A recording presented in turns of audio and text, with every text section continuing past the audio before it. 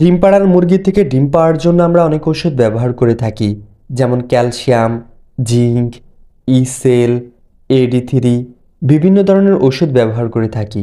কিন্তু আপনি যদি গরমে এই ওষুধগুলো আপনার মুরগিকে সঠিকভাবে ব্যবহার না করতে পারেন, আপনি উপকারের চেয়ে ক্ষতিগ্রস্ত বেশি হবেন। আপনার ডিম পাড়ার মুরগি আরও বেশি ডিম পাড়া কমিয়ে দেবে। কারণ মুরগিকে আমরা এই ওষুধগুলো প্রয়োগ করি যেন মুরগি থেকে বেশি ডিম আদায় করে নিতে পারি।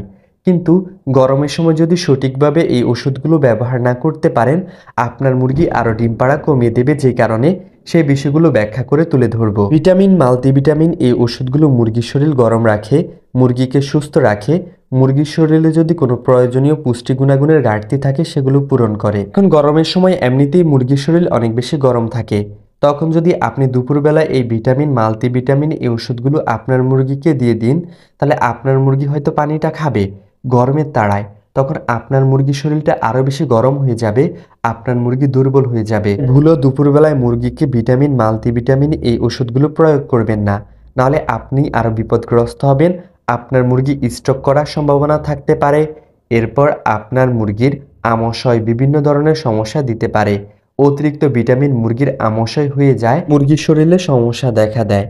তাই দুপুরবেলায় গরমে এই ওষুধগুলো ব্যবহার করা থেকে বিরত থাকবেন। আপনি যে কাজটা করবেন, আপনার ডিম পাড়ার মুরগি থেকে ভালো ডিম আদায় করার জন্য আপনি আপনার ডিম পাড়ার মুরগির শরীরটা ঠান্ডা রাখার চেষ্টা করবেন। মুরগির শরীরটা যদি ঠান্ডা থাকে, তাহলে আপনার মুরগি অনেক বেশি খাবার খাবে, পানি খাবে। যদি খাবার পানি অনেক বেশি খায়, তাহলে মুরগির শরীরে যে প্রয়োজনীয় পুষ্টি গুণাগুণ দরকার সেগুলো শরীরটা শোষণ করে নিতে পারবে। মুরগির পেটে ভালো ডিম উৎপাদন হবে, আপনার মুরগি থেকে এমনিতেই ভালো ডিম পাবেন। শীতকালে মুরগির শরীর ঠান্ডা থাকে এবং কি প্রয়োজনীয় পুষ্টি গুণাগুণের ঘাটতি দেখা দেয়। কারণ একটা মুরগি গরমকালে বাঁচতে হলে প্রয়োজন 240 ক্যালোরি। ক্যালোরি হচ্ছে শক্তির একক। আর শীতকালে প্রয়োজন 350 ক্যালোরি, অনেক বেশি প্রয়োজন। এই জন্য আমরা ভিটামিন, মাল্টিভিটামিন এই ওষুধগুলো বেশি বেশি শীতকালে প্রয়োগ করি, যেন মুরগির শরীরটা গরম থাকে, মুরগির শরীরে রোগ প্রতিরোধ ক্ষমতা বৃদ্ধি পায়।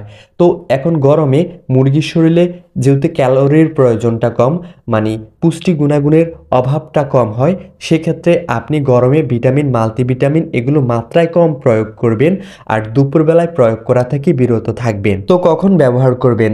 রাতে ব্যবহার করবেন, মাত্রায় কমিয়ে ব্যবহার করবেন, তাহলে আপনারা উপকৃত হবেন। আর দুপুরবেলায় চেষ্টা করবেন মুরগিকে হাইড্রোসল এই ওষুধটা প্রয়োগ করতে, না হলে রেনাসি বা লেবুর রস এগুলো যে কোনো একটা দেওয়ার চেষ্টা করবেন। মুরগির শরীরটা শীতল রাখার চেষ্টা করবেন। আর না হলে আলো বাতাসের ব্যবস্থাটা ভালোভাবে করে দেবেন, যেন মুরগির খামারে সঠিকভাবে আলো বাতাস প্রবেশ করতে পারে। ডিম পাড়ার মুরগি থেকে ভালো ডিম আদায় করার জন্য গরমে আপনি আপনার মুরগিকে পর্যাপ্ত পানি দেবেন, মুরগির শরীরটা ঠান্ডা রাখবেন এবং কি আপনার মুরগিকে যে খাবারটা দেবেন সেই খাবারটা যেন মানসম্মত, পুষ্টিসম্মত খাবার হয়।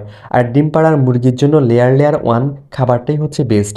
একটা মুরগি ডিম পাড়ার জন্য, একটা মুরগি সুস্থ থাকার জন্য যা যা প্রয়োজন, এই লেয়ার খাবারটাই হচ্ছে ভালো।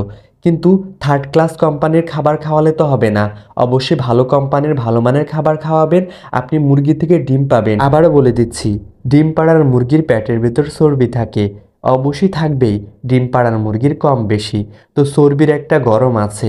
আবার আপনি যদি ভিটামিন, মাল্টিভিটামিন এগুলো প্রয়োগ করেন, তাহলে ওই গরমে আরও বেশি দুর্বল হয়ে পড়ে।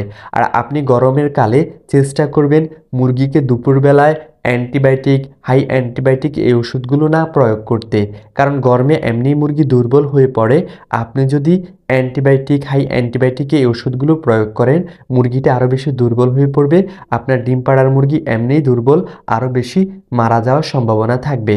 তাই গরমের সময় চেষ্টা করবেন কিভাবে আপনার মুরগির শরীর ঠান্ডা রাখা যায়, কিভাবে শরীর ঠান্ডা রাখলে মুরগি অনেক বেশি খাবার খাবে, আর মুরগি যখন খাবার পানি বেশি খাবে এমনিতে গরমে আপনি ডিম আদায় করে নিতে পারবেন। তো বন্ধুরা, আজকের ভিডিওতে আমি এটাই বোঝাতে চেয়েছি, আপনারা ভুল করেও গরমের সময় দুপুরবেলায় ভিটামিন, মাল্টিভিটামিন এই ওষুধগুলো প্রয়োগ করবেন না।